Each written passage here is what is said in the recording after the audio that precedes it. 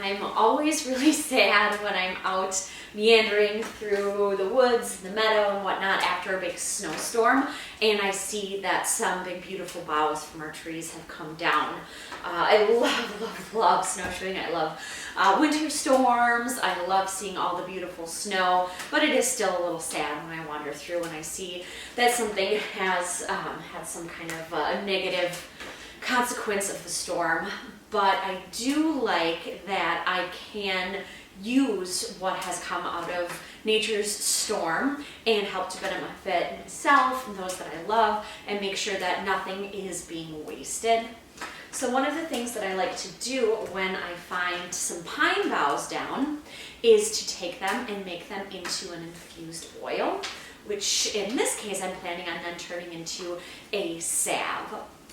I've got a little over half a box of white pine needles, and I have a few more, couple of handfuls outside that I'm going to bring in and divvy up as well.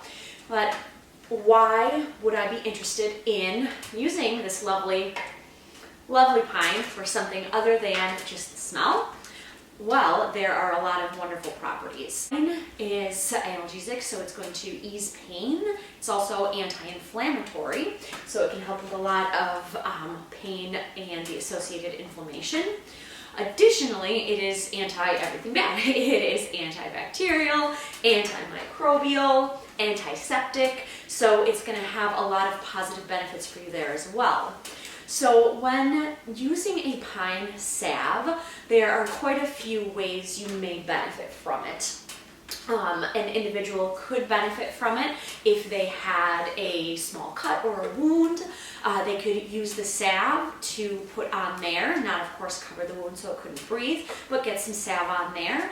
And along with a nice refreshing smell that could be calming and soothing, you'd also be preventing some of the potential bacteria or things like that that may enter the wound or cause problems.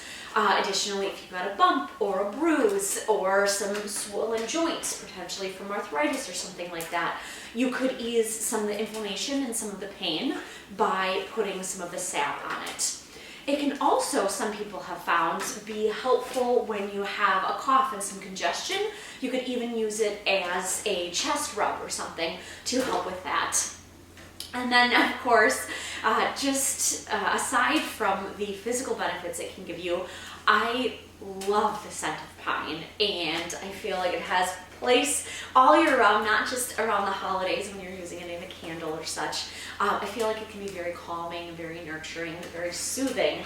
If you're having a hard time meditating one day, putting a little salve on, some of your areas where you get more heat, or even putting a little under your nose, so as you're meditating, you can smell that, you can relax with that. It can have a really positive impact on you there as well. So I am eager to get this going in my infused oil so that I can eventually get to that salve. The next step in the process to make our infused oil is to get the pine needles into the oil. I am using quart jars that I purchased for canning, but I got the smaller mouth, not the wide mouth ones, and I really prefer the wide mouth for canning. So I'm going to be using these ones for the oil.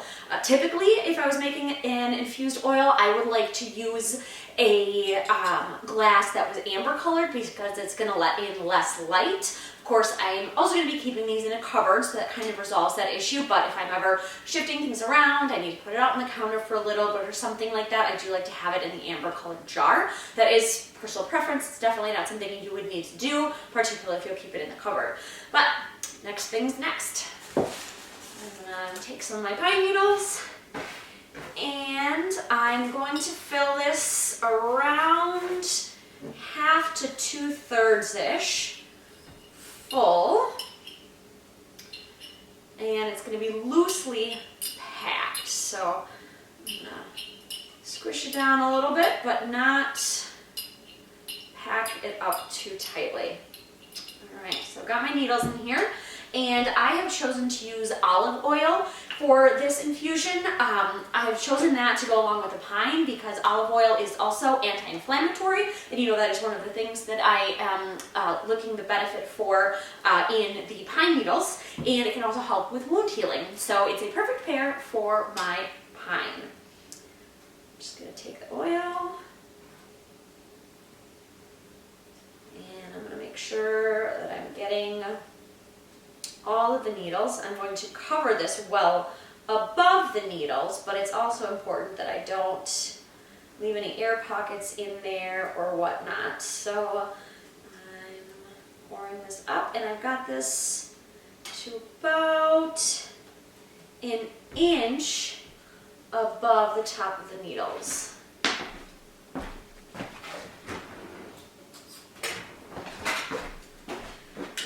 Go ahead and stir this around just a little bit. Make sure there are none of those pockets of air that I talked about, and making sure that all of the needles are completely coated in the oil. When I do this, they do start to float up a little bit and come out of the oil, so I'm just going to be really careful in making sure I push them back down all the way to be completely submerged.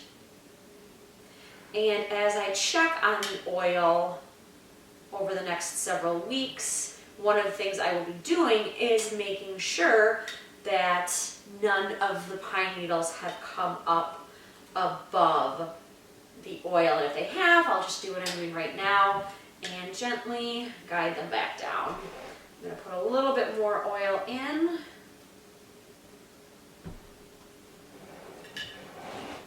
And I'm using the extra virgin olive oil because that has even less of that olive scent. And pine needles are definitely, as I'm sure you know if you've ever been near a tree, quite pungent.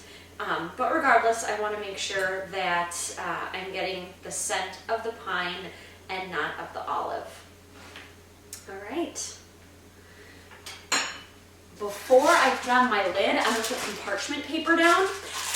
And that is to make sure that none of the metal or the, I don't know what this is. This other gonker on the inside of the seal on a ball jar lid. It's what helps it actually seal during canning. I don't know what that stuff is. I want to make sure that doesn't get in contact with the oil and start corroding or anything like that, because that of course could be very detrimental to my pine oil. The last thing I'm going to do before I pop it in the cupboard is label it. So I am not a fancy person. Crazy, right? I still look fancy all the time. Pine and today's date. All right, so then I will be very clear on when I can take this out and strain it.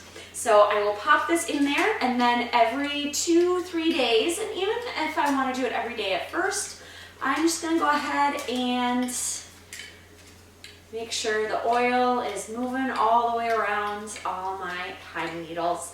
This will make sure that everybody stays completely covered and allows that wonderful scent and all those wonderful benefits to come right out into the oil.